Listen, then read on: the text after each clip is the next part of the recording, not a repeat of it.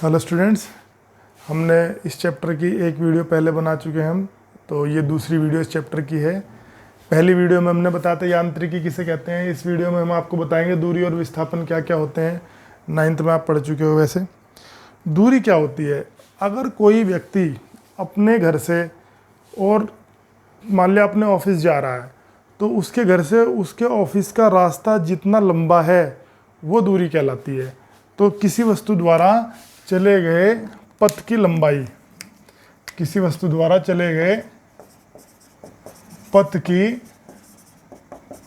लंबाई को क्या कहते हैं? हम दूरी कहते हैं। अब विस्थापन क्या है? विस्थापन क्या होता है? ये दो बिंदुओं के बीच की न्यूनतम दूरी होती है। दो बिंदुओं के बीच की न्यूनतम दूरी। वो दो बिंदु कौन से हैं? एक तो वस्तु जहाँ से चली है मतलब उसकी प्रारंभिक अवस्था, और जहाँ पे पहुँच रही है मतलब उसकी अंतिम अवस्था। तो ये बहुत इंपॉर्टेंट पॉइंट है। प्रारंभिक अवस्था को कहते हैं इनिशियल पोजीशन और अंतिम अवस्था को कहते हैं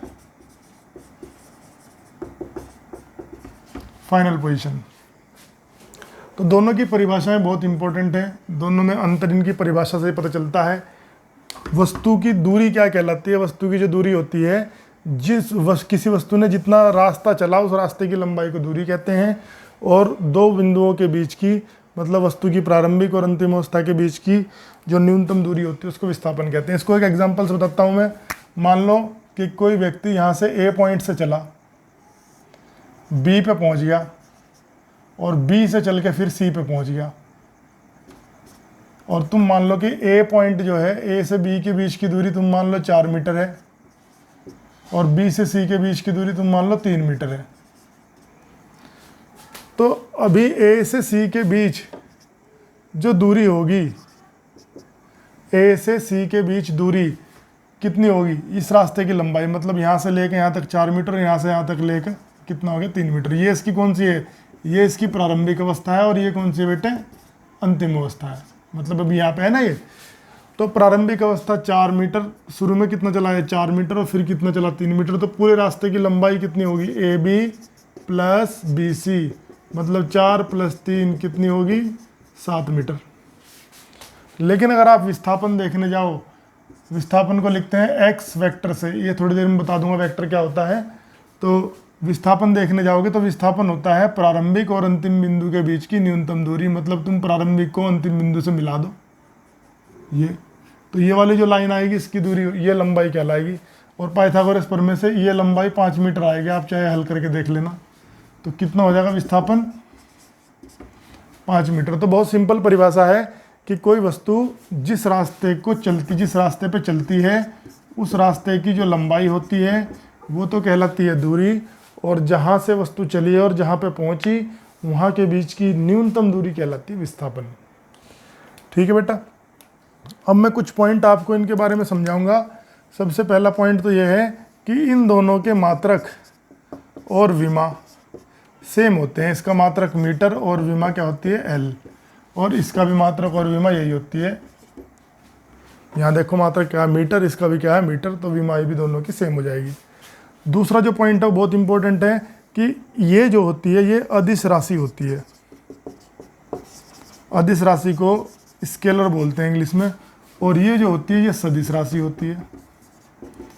सदिश राशि को हम इंग्लिश में वेक्टर बोलते हैं। तो जो नेक्स्ट लेसन हमारे आएंगे, एक पूरा लेसन है इस पे, सदिश और अदिश राशियाँ। तो वहाँ पे इसको पढ़ेंगे। अभी ज़्यादा टेंशन ले लेनी है, बता सकता हूँ अभी भी, लेकिन अभी इसलिए नहीं बता रहा हूँ कि फिर कन्फ्यूजन हो जाएगा। तो आप लोग बिल्कुल सिंपल सी बात रखिए, सिंपल सी बात याद रखिए कि ये अदिश राशि होती है और ये सदिश राशि होती है। अदिश राशि को हम ऐसे नोट करते हैं कि एक्स से, एस से। ये देखो अदिश राशि के लिए सिंपल, बस जैसे एक्स से प्रदर्शित करें तो बस एक्स लिख देंगे। अगर अदिश होगी तो ऊपर तीर और लगा देंगे। देखो ये यहाँ पे ना दूरी और विस्थापन दोनों के प्रतीक एक ही हैं। दूरी को या तो एक्स से लिखते हैं या एस से या डी से। विस्थापन को भी या तो एक्स से लिखते हैं या एस से या डी से, लेकिन विस्थापन सदिश है इसलिए इसके ऊपर हमने तीर लगा दिया। तो ये अदिश और सदिश कैसे हैं, तो इसके बारे में अभी हम कोई डिस्कशन नहीं करेंगे। अभी बस याद रख लो कि एक अदिश है और इनमें से एक सदी से, इसको हम किसी और वीडियो में अलग से कवर कर लेंगे। अच्छा, अब एक बहुत इंपॉर्टेंट पॉइंट आ रहा है आपके पास में कि जो दूरी होती है वो 0 से बड़ी होती है। 0 से बड़ी मतलब धनात्मक, मतलब प्लस की, और दूरी कभी भी 0 से छोटी नहीं होती। एक तो कभी भी 0 से छोटा मतलब ऋणात्मक नहीं होगी, और दूरी कभी भी 0 के बराबर भी नहीं होगी, शून्य कभी नहीं होगी। किसके लिए? कोई भी वस्तु अगर गति में है